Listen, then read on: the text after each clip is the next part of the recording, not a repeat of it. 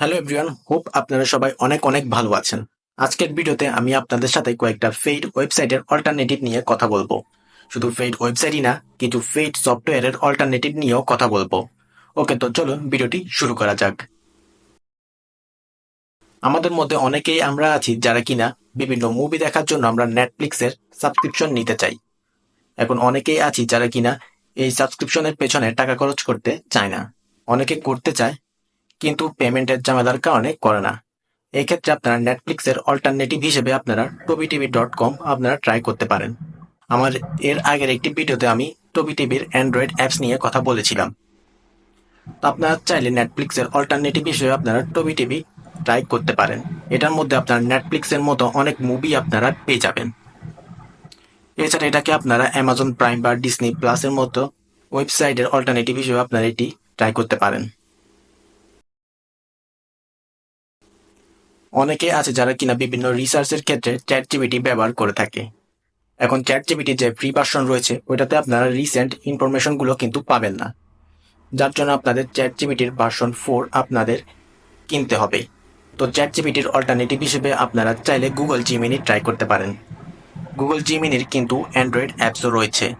Google জিমিনির মধ্যে আপনারা চ্যাটজিপিটির মতো সকল ফিচারই কিন্তু আপনারা পেয়ে যাবেন।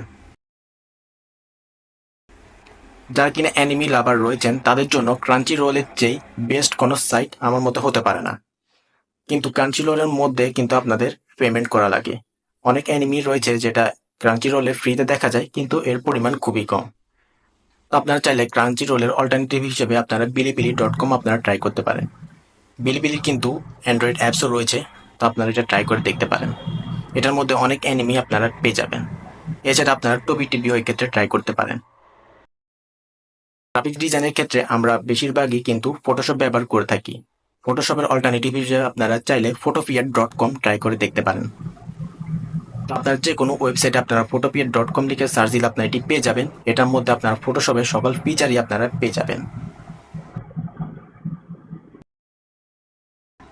বাকি যারা কিনা বিভিন্ন কাজে মাইক্রোসফট অফিস ব্যবহার করে থাকেন তারা চাইলে এর অল্টারনেটিভ হিসেবে আপনারা গুগল ডক্স, গুগল শিটস আপনারা ব্যবহার করতে পারেন। বাকি এছাড়া আরো অনেক ওয়েবসাইট রয়েছে, সফটওয়্যার রয়েছে যেগুলো ফেড। এগুলোর অল্টারনেটিভ যদি আপনারা জানতে চান, এই ক্ষেত্রে আপনারা একটি ওয়েবসাইটে ভিজিট করতে পারেন।